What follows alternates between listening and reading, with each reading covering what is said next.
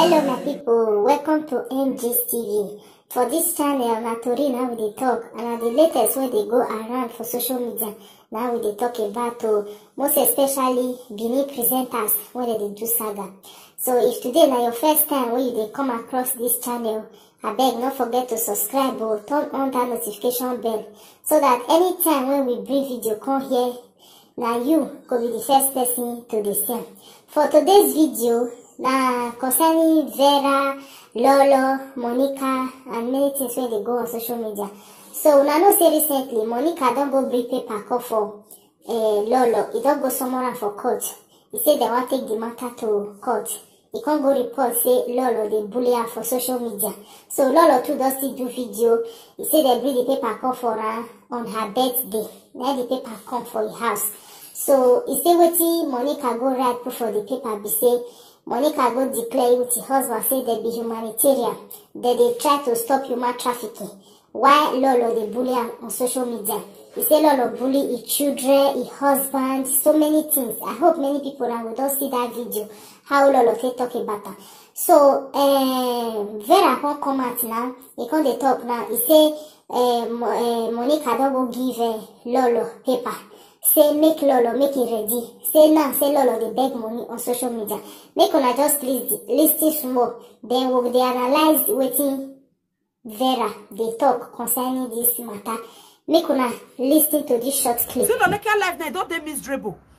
Now money Lolekia call the beg for live video. She don't turn beggar. They beg me, they give her money, me you take go court. You know say your husband are organic. Hey, Jesus is Lord. Lolekia, you know say your husband are organic husband. Husband when they work. Husband when they get money. If the court paper come, I go do this. My husband will do that. Yeah. They never throw blow. Now, don't meet you for face. You don't put account for them that they donate money more. They say money when they donate for you. Don't use and buy pepper and Maggi. That's what disgrace go take the meet you now. And they disgrace in here I meet you one.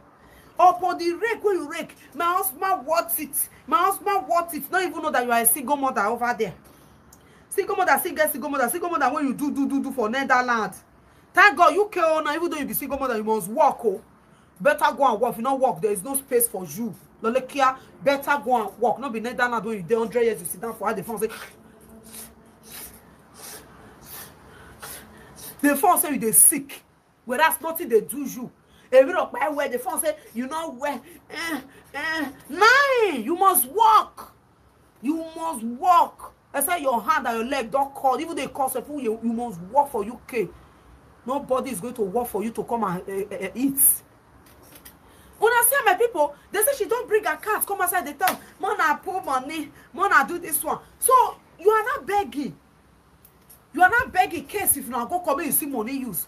My people, this is the same person that claim to say, money day, no problem. We should go there. This time last week, I think, I barely this week or last week. She did a video for night. She saying they wait for the crap paper in organic money day. Even if your husband can't get money, does that mean that your husband go carry the money they use for your year something? The man don't work, Lolekia man don't work. Monomo don't hold past the age. The man don't hold past the age. You watch the video now. Omonomo don't hold past the age because of struggling. Because your husband don't know, say no liability he carry for us. You don't know how to use 1 naira to turn 2 naira. People they struggle now, they do better things. No,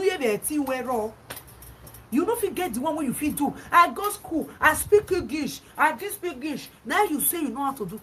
They never even punch you now. They never even say may you go, may they fine you now for what you do. If you don't feel pay, may you go prison put. You don't they run now, they beg money for it. And may go see as they want to donate the money for you rich. Those people when they beg you say may you do and say birthday, they should get ready. When time comes, this one are just the part 1. The part 2 is coming. Then they should start to look for money for you. No, Vera, they made a mistake. He say Lolo they beg money on social media. When I remember 6 months ago, before Monica go for UK, even Monica even use her daughter to beg money on social media. Make una see this short screen for here. This now wetin Monica daughter write for community tab for Monica page for this for YouTube channel. Now wetin he write na be this one. He say abeg make dem help him mother. Anything at all, make dem donate to her. That was 6 months ago. Even Monica come out on social media to beg. Now they understand me now. He come out now to beg. That time he say make dem help her. So wetin dey there be say, as e be say these two people, me I no dey against Monica, I no dey against Lolo. As e be say these two people, they are social media personality. They do saga, they talk about their life story, they insult each other all the time. And their followers, they support them. If you now look these two people, most especially Monica, if you now go Monica page, anytime Monica dey for live stream, now followers, they always like to raise the matter concerning Lolo. They go like me, they interfere, and then they give Monica power. Then they tell her, say, oh yeah, do and this, do and this, do and this. Now they understand me. So anything they happen on this social media, even Lolo, how Monica take get the right to use the pikin take beg on social media. When they see comments where they can reply Monica, say why Monica go they use the pikin take they beg on social media and say make they help her. She say he claims say in a big man wife. When they see the screenshot for here now, I say make I bring her come at my people, make una see her.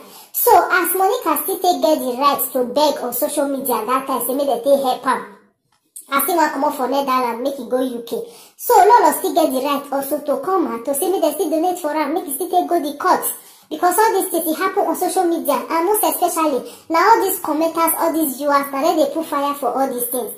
Two friends where they be friends before, they not call it to be friends again. They say they want to go on their own. Una go let them be. But when I see all these commenters, all these viewers, all these fans, now they see they cause problem, and then they put fire. So Lolo get the right to put link on social media to take ask people, say make they donate for them. Although say Lolo they talk about that and say he don't need money for anybody, say husband they work. Nobody when they pray say make he use his money when he sweat take do rubbish thing on social media. Nobody they pray for that one. But as this one come out, so Lolo still get the right to ask people on social media, make they donate, make it take go the court. And secondly, what I want to talk for you be say, even Monica, you made a mistake when you go take break up paper come for Lolo. You know the kind of thing when you commit for Netherlands, according to what we see on social media that time. When you dey for Netherlands, you claim say you be Alpha and Omega, you say you get paper, you dey do well, everything. Meanwhile, the time when Lolo, when this matter still continue to dey go, when Lolo go to report you, e no reach 1 month, you run quick, come on for Netherlands. That shows say you not get paper, you are illegal.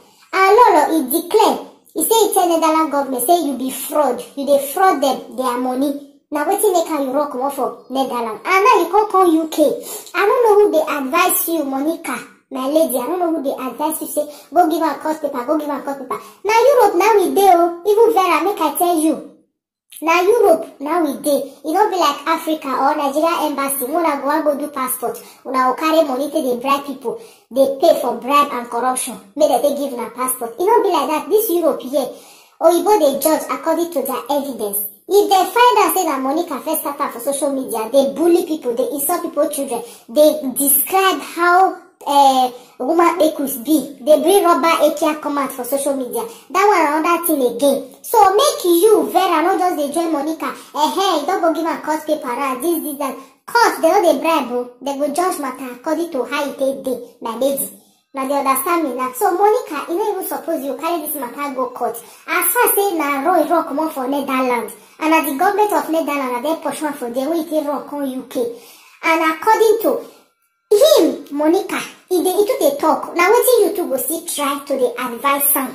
Now they understand me now. Vera, you go try to the advise Monica. Monica to the talk, forget itself. Now he talk for that UK. He said that in second house, now he want buy now. Person when you know they work. Person when be say you don't get regular paper for UK. Which day enter UK? When they say that second house, he want build, he want buy now. And meanwhile, they say his husband also. His husband still do fraudulent business for Netherlands. When they pursue them, when they rock on UK. So we go listen to all those things. We go reason all those things. Monica na illegal. Even his husband too na illegal. That's why the two of them now they stay for internet day and night. How Monica go there for live video? Now your husband go help her they arrange everything day and night. Okay, Monica come UK. He lied to a follower say after 2 weeks he say he don't dey work. When they work till today, Monica never go in working place one day, go video and put her for social media. According to Monica, when I know, if Monica really get work where they work, Person like that, how he body take the there bang. Now Monica go post her for social media and go say, yes, see the kind of work when they work, everybody go see her. He just talk at that time just to oppress Lolo, say him they work. Why Lolo that time? Lolo say, you know, they work in a housewife, say husband they work. But as it is say, he don't set now. They say na person when wear shoe, I know where for the pain. Now they understand me now, my people. So Lolo don't go look for work now. And Lolo don't see even bring an act. Say see the kind of work when they work. You understand me? So all these things when they happen on social media, Monica, he lies, don't they too much. If you look at he lies, he don't do too much. So you know say now government are there for sure for Netherlands. Because he carry the matter again, go for court. Hey, una know say Lolo have nothing to lose, my people. Make I quick talk this thing. Lolo have nothing to lose. If the worst come to worst, Lolo he don't become citizen of Netherlands. If the thing too happen, they go deport Lolo go to country where you forget the citizen. They go deport and go there. They don't go deport and go Nigeria straight. But you see Monica, if something happen like this now, the government can decide to deport Monica. They go say so. If na fraud something, I pursue Monica for Netherlands. That is still there for computer. My people make una listen to me. Still there for computer. They go use that thing. They go use that to fight Monica. They go say as if this is a fraud now you fit do for Netherlands when you dey after 20 something years and you don't get their passport, you don't get anything to show for it. That fraud now you pursue you. The next thing, now Nigeria now they will carry and go land. According to my research, they say now even his husband self now he get paper. So Monica that time he go seek divorce from his husband. They can't be single mother. They collect government money. So he don't come quick get patient. When he go take wait, make he collect paper together with his husband.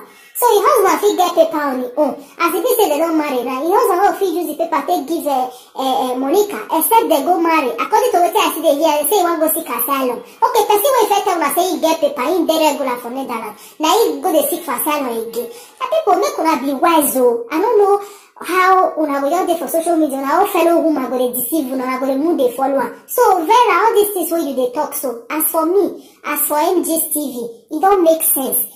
We shall see the end. So Lolo get the right to still ask the followers and make them support am. Not be only Monica get the right. Monica they ask for help all the time. Monica they ask for donation all the time. You understand me? So just talk and say you like Monica. Yes, you dey fight for Monica. But this one now, this court issue, I tell you, my lady, Monica made a mistake. When they carry this matter, go for court.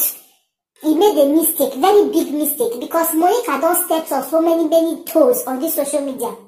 And the proof is there. So, we dey wait now, with the Aproko gossipers, we dey wait, look, we see the end, how these things could end. Now, that one like my opinion. So, more I share this video, guys. Thank you everyone for watching MG's TV. Make sure don't forget to subscribe, till I come your way again. Bye bye, yo.